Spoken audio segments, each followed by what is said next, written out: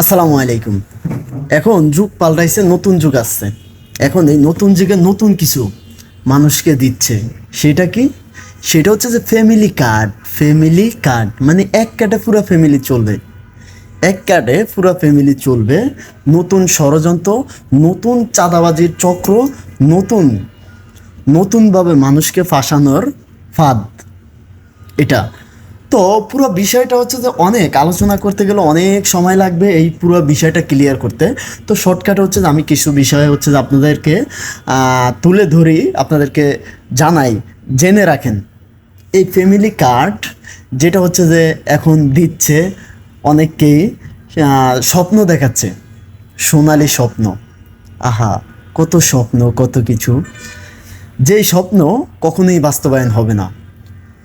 যেই স্বপ্ন কখনোই বাস্তবায়ন হবে না সেই স্বপ্নই দেখাচ্ছে দেশের মানুষকে। তো এখানে দেখেন এই ফ্যামিলি কার্ডের মাধ্যমে কিভাবে আটকাবে। নাম্বার ওয়ান, এই ফ্যামিলি কার্ড এর মাধ্যমে আপনার এনআইডি কার্ড নিয়ে যাচ্ছে, আপনার এনআইডি কার্ডের সকল নাম্বার নিয়ে যাচ্ছে। এবং হচ্ছে যে যখন এই ফ্যামিলি কার্ড আপনাকে দিচ্ছে এবং আপনি গ্রহণ করতেছেন, আসলে এই ফ্যামিলি কার্ডে কিচ্ছুই থাকবে না।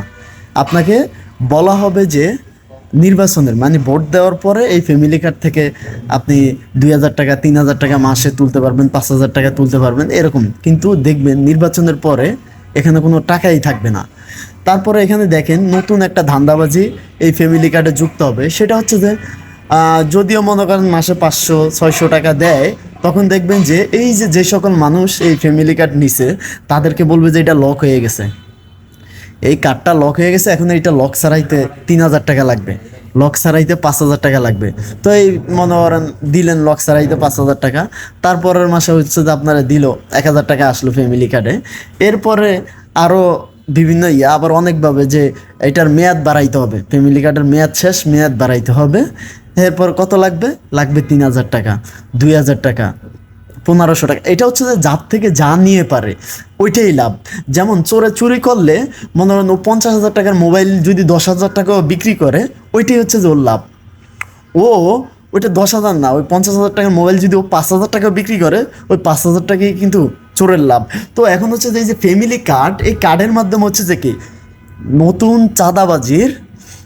চাঁদাবাজ তো অন্যভাবে আছে, মানে নতুনভাবে খাওয়ার প্রক্রিয়া, নতুনভাবে মানুষকে চুষে খাওয়ার ষড়যন্ত্র, মানুষের রক্ত মাংস ভিতরের যত আছে সব চুষে খাওয়ার নতুন ষড়যন্ত্র, নতুন চাল, মানুষকে স্তব্ধ, কণ্ঠসুর চেপে ধরার, এটার মাধ্যমে কণ্ঠসুর চেপে ধরার নতুন ফাঁদ। এই ফাঁদে আমি বলি আপনারা কেউই এই নতুন ফাঁদে পা দিবেন না। তাহলে দেখেন এখানে যেটা বললাম সেটা তো গেল একের পর এক। আপনি তো ওই যে ফ্যামিলি কার্ড মাসে মাসে টাকা পাবেন, আপনার ইচ্ছা হচ্ছে যে এটা। এবার আপনাকে একটা উদাহরণ বলি, সেটা হচ্ছে যে আপনার সবাই তো জুয়া সম্পর্কে জানেন। জুয়াটা হচ্ছে যে এরকম একটা চক্র।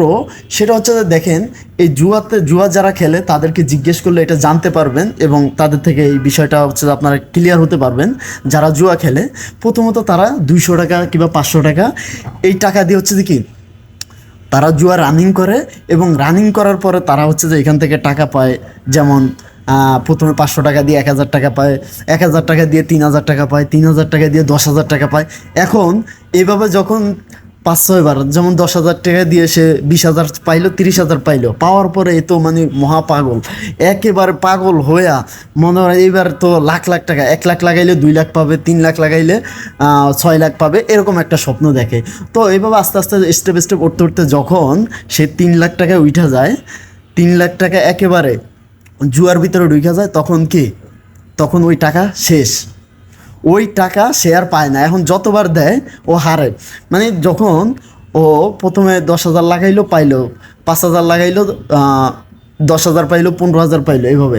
তো যখন ও 1 লাখ টাকা, 2 লাখ টাকা, 5 লাখ টাকা ওই জুয়াতে লাগাই ফেললো, এরপরে কি হইলো, হারতেছে। এরপর আবার কর্জ করলো, কর্জ করে এখানে আবার সে লাগাইলো, আবারও কি হইলো, হাইরা গেল, আবার লাগাইলো। ওর ভিতরে যখন ও 5 লাখ টাকা হারাইলো, ওর ভিতরে এখন মানে এই টাকাটা কিভাবে উঠাবে, সে হারছে সেটা বিষয় না, এই টাকাটা কিভাবে উঠাবে সেই আকাঙ্ক্ষাই হচ্ছে যে কি তার ভিতরে থাকে। এই জন্য হচ্ছে যে ওই 5 লাখ টাকার জন্যে সে আরও 5 লাখ টাকা কর্জ করে। কর্যকেরা এভাবে হচ্ছে যে কি জুয়াতে আসক্ত হয় এবং নিজের জীবনের যত অর্জন আছে, যত কামাই আছে সব কিছু একেবারে নিঃস্ব করে ফেলে, সব কিছু শেষ করে ফেলে। তো এই যে ফ্যামিলি কার্ড, এই ফ্যামিলি কার্ডটা হচ্ছে সেরকম একটা চক্রান্ত, সেরকম একটা ষড়যন্ত্র। যদি এর থেকে আপনারা সরে না আসেন, এর থেকে দূরে না থাকেন, তাহলে এই ফাঁদে আপনারাও পড়বেন। ফ্যামিলি কার্ড যারা নিচ্ছেন আপনারা এই ফাঁদে বিরাটভাবে পড়বেন। দ্বিতীয় কথা হচ্ছে যে যেমন আপনাদের এনআইডি কার্ডের সকল নাম্বার টাম্বার সব কিছু নিয়ে গেছে, এই এনআইডি কার্ড দিয়ে যে কোনো আপনাকে মামলা দিয়ে, আপনাকে ষড়যন্ত্র করে এবং আপনাকে বিভিন্ন হুমকি দামকি দিয়ে তারপর হচ্ছে যে আপনার থেকে টাকা খাবে। এটা কে খাবে? এটা অনেক খাওয়ার মতো অনেক লোক আছে। সেটা হচ্ছে যে আপনার ওই যে চামচা থেকে শুরু করে আমলা পর্যন্ত প্রত্যেকটা জায়গায় খাবে, প্রত্যেকটা জায়গায় খাবে। যেমন আমরা ফ্যাসিস্টের সময় দেখলে সেখানে দেখলে প্রত্যেকটা পদে পদে আপনার সরকারি পদ বলেন, বেসরকারি পদ বলেন, রাস্তা বলেন, ঘাট বলেন, তারপরে মানে টেন্ডারবাজের, মানে পুরো দেশটাই টেন্ডারবাজের আন্ডারে ছিল। সব জায়গায় এমন কোনো জায়গা ছিল না যেখানে টেন্ডারবাজি, চাঁদাবাজি চলে নাই। তো যখন এই ফ্যামিলি কার্ড নেবেন, এইভাবে স্টেপ বাই স্টেপ আপনার থেকে লক্ষ লক্ষ টাকা হাতিয়ে নেবে। আপনাকে 5,000 টাকা, 6,000 টাকা স্বপ্ন দেখিয়ে আপনার থেকে লক্ষ লক্ষ টাকা হাতিয়ে নিবে। লক্ষ লক্ষ আপনার সারা জীবনের যত অর্জন আছে সব কিছু এরা হাতিয়ে নিবে। তো অবশ্যই আপনাদের সকলকে এর থেকে, আমি আবারও বলছি, বারবার বলছি, এর থেকে বিরত থাকুন। আপনাদেরকে দেখবেন যে এলাকার ওই যে ছোট যেই ছেলেটাও, ওইটাও আপনাদেরকে হুমকি দিবে। আমি বিগত দিনের কথা এই জন্যে বলি, কারণ হচ্ছে অতীত থেকে শিক্ষা নিতে হবে। অতীত থেকে শিক্ষা নিতে হবে যে অতীতে কী হয়েছে এবং বর্তমানে কি হচ্ছে। তাহলে হচ্ছে যে আপনি দুইটাকে কম্প্রোমাইজ করলে, দুইটাকে একত্রিত করলে আপনি কোনটা সঠিক কোনটা ভুল, কোন দিকটা কোন দিকে যাচ্ছে, এটা খুব সহজে আপনি এটা বুঝতে পারবেন। তাহলে সঠিকটা, যেটা সঠিক সেটা আপনি খুঁজে বের করতে পারবেন। তো অতএব এই যে ফ্যামিলি কার্ডের যে স্বপ্ন, এই স্বপ্ন দেখিয়েন না। এই স্বপ্ন দেখছেন তো জীবন শেষ, এই স্বপ্ন দেখছেন তো জীবন শেষ। সারাদিন কাজ করবেন, আইসা দেখবেন যে 2 মুঠো ভাত ঠিক মতো খেতে পারবেন না।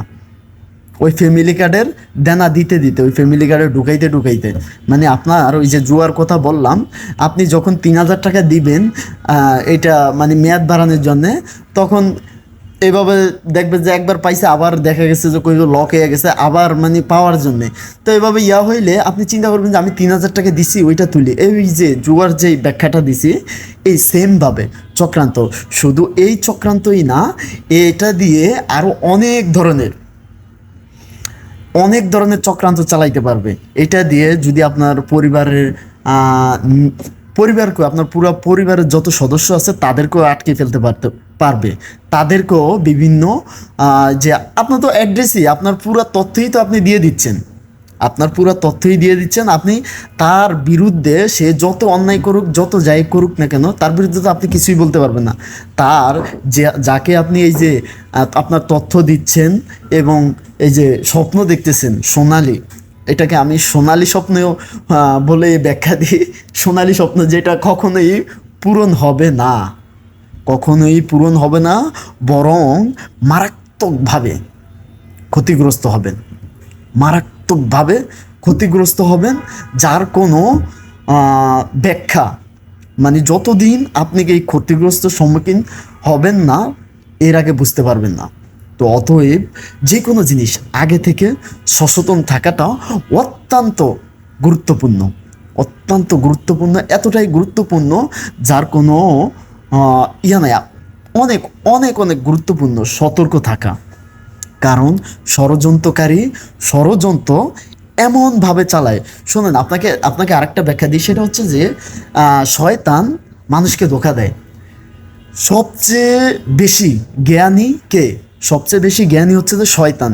যেমন আমাদের সবচেয়ে বেশি জ্ঞানী, যেটা অনেকে বলবে যে হযরত মুহাম্মদ সাল্লাল্লাহু আলাইহি সাল্লাম, যেটা বিশ্বের সকলের নেতা, আমাদের নবী, আমরা যাকে অনুসরণ করি, এই চিন্তা করেন সেই নবীকেও হচ্ছে যে কি শয়তান ধোঁকা দেওয়ার চেষ্টা করছে। তার মানে কি, শয়তান হচ্ছে যে সবচেয়ে বড় শয়তান সবচেয়ে বড় হচ্ছে যে কি শিক্ষিত।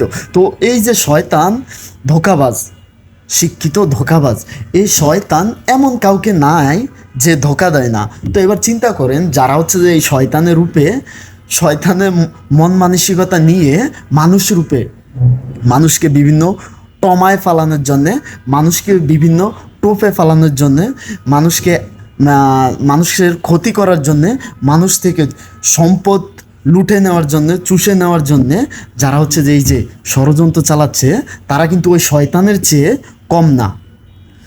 এই শয়তান যখন হচ্ছে যে আপনাকে এই তার শয়তানকে মাধ্যমে ধোঁকা দিতে যখন পারবে না, তখন এই শয়তান হচ্ছে যে কি, তখন নেক্সট রুট নেবে। বুঝেনি তো? নেক্সট রুট বলতে কোনটা বোঝায়? সেটা হচ্ছে ইসলামিক দৃষ্টিতে ভালো মন্দ, যেমন কোরআনের আয়াত দিয়ে আপনাকে শোনাবে, তারপরে এরকম ভালো ভালো কাজ দিয়ে আপনাকে ইয়া করবে শয়তান। যখন শয়তানের পাদে পড়ে যাবেন, তখনই শয়তান তার আসল চালা শুরু করবে, তার আসল রূপ দেখানো শুরু করবে, কিন্তু এর আগে দেখতে পারবেন না কোনোভাবেই। তো মানুষকে আমরা হচ্ছে যে তাদের চেহারা দেখে, দাড়ি দেখে আসলে বিশ্বাস করাটা খুবই একেবারে ভুল হবে। যেটা হচ্ছে যে মারাত্মক ধরনের ভুল হবে। মানুষকে দেখতে হবে তার বিগত দিনে সে কি করছে, এখন কি করতেছে, এবং তার ভালো কাজ কি আছে, এগুলার মাধ্যমে তাকে জাস্টিফাই করতে হবে। এবং আমি আপনাদেরকে এই যে এত কথা বললাম, সেটা হচ্ছে একটা বিষয়ের কারণে, একটা বিষয়, সেটা হচ্ছে যে কি, এই ফ্যামিলি কার্ড এটা একটা ষড়যন্ত্র। এর মাধ্যমে আপনার বিরাট ক্ষতিগ্রস্ত হবেন। এবং আমি এর বিপরীত যদি একটা ইয়া বলি, সেটা হচ্ছে যে বাংলাদেশ জামাতে ইসলাম, তারা হচ্ছে যে প্রত্যেকটা মানুষের জন্যে কর্মস্থল নিশ্চিত করবে। এটা আল্লাহ তাআলা, এটা তো আর 1-2 দিনে সম্ভব না, যে কেউই পারবে না। তো এটা যদি করে, তাহলে এখানে দেখবেন যে প্রত্যেকটা একটা ছেলে যদি সে কর্ম করে, তার পুরো ফ্যামিলি চালাবে। একজন ভাই যদি কর্ম করে, সে ওই কর্ম করে পুরো ফ্যামিলি চালাবে। তো সবচেয়ে ভালো হচ্ছে যে সবচেয়ে ভালো হচ্ছে যে কর্ম। যেমন হচ্ছে যে নবীজির এক ইয়াতে এক ভিক্ষা করতেছে, তখন আসলে এটা আমি ব্যাখ্যাটা হচ্ছে যে ওইভাবে পুরো মনে নাই, যার কারণে ভালোভাবে উপস্থাপন করতে পারছি না, আপনারা কেউ খারাপভাবে নেবেন না। তো নবীজির ওই সময়কালে একজন ভিক্ষা করতেছে, তো ভিক্ষা করতেছে যখন নবীজির কাছে গেছে, এরকমই যাওয়ার পরে তিনি তাকে ভিক্ষা না দিয়ে তাকে হচ্ছে যে জিজ্ঞেস করলো যে তোমার বাড়িতে কি আছে এমন যেটা বিক্রি করে একটা হচ্ছে যে কুড়াল কিনা যাবে। তো সে হচ্ছে যে তার বাড়িতে কিছু মালামাল ছিল, ওগুলোর কথা বললো, কয় মালামালগুলো নিয়ে এসো, এনে এগুলো বিক্রি করলো। বিক্রি করার পরে তাকে ওই মালামাল বিক্রি করে তাকে একটা কুড়াল কিনে দিল। এবং সেই কুড়াল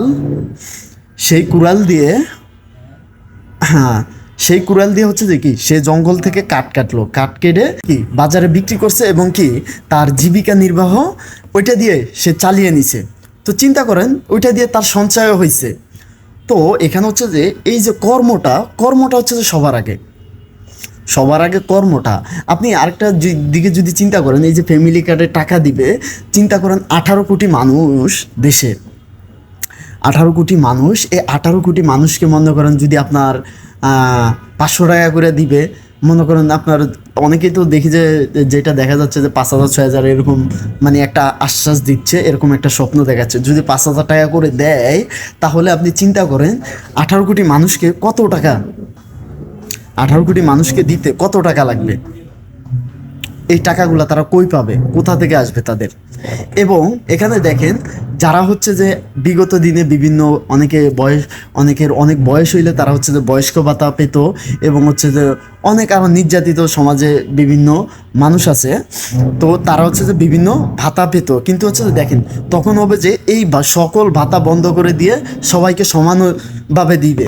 তো সমানভাবে যদি সবাই এটা পায়, তাহলে এটা তো আসলে দিবে না বলতেছি, যদি সমানভাবে পায়, তাহলে যে সমাজের নিম্নস্তরে যারা আছে, এরা বিরাটভাবে ক্ষতিগ্রস্ত হবে। এরা কোনোভাবেই উপরে উঠতে পারবে না, এরা কোনোভাবেই প্রতিবাদী হয়ে উঠতে পারবে না, এরা অন্যায়ের বিরুদ্ধে কখনোই কথা বলতে পারবে না, এদের কণ্ঠস্বর কখনো উঁচু হবে না। উঁচু গলায় তারা কথা বলতে পারবে না। রিক্সা চালক, ভ্যান চালক এবং অন্য অন্য যত যা আছে, এরা সারা জীবন কামলা আছে, কামলাই থাকবে, এদেরকে কামলা রাখার পরিকল্পনা চলতেছে। এই হচ্ছে যে আরও অনেক ষড়যন্ত্র আছে, অলরেডি অনেক সময় ধরে আপনাদেরকে বলছি। বাট যেটা হচ্ছে যে এই চক্রান্ত থেকে সকলেই বিরত থাকেন, এই চক্রান্ত থেকে সকলেই বিরত থাকেন এবং যে গণভোটে সবাই হ্যাঁ ভোট দিন। পূর্বের যত ফ্যাসিস্টের যত আইন আছে, ফ্যাসিস্টের যত কার্যক্রম আছে, সকল কার্যক্রমকে না বলুন, গণভোটকে হ্যাঁ বলুন। নতুনভাবে মূল জায়গা থেকে আপনার প্রতিষ্ঠানকে পরিবর্তন করুন এবং দেশকে আরও 100 বছর, 200 বছর, 200 বছর এগিয়ে নিন। দেশকে আরও এগিয়ে নিন এবং দেশের চাবি আপনার হাতে রেখে দিন। চাঁদাবাজ মুক্ত, টেন্ডারবাজ মুক্ত বাংলাদেশ গড়ে তুলতে সহায়তা করুন। সকলে ঐক্যবদ্ধ থাকুন এবং গণভোটে হ্যাঁ দিয়ে জয়যুক্ত করুন। আল্লাহ হাফেজ। আল্লাহ সবাইকে ভালো রাখুন।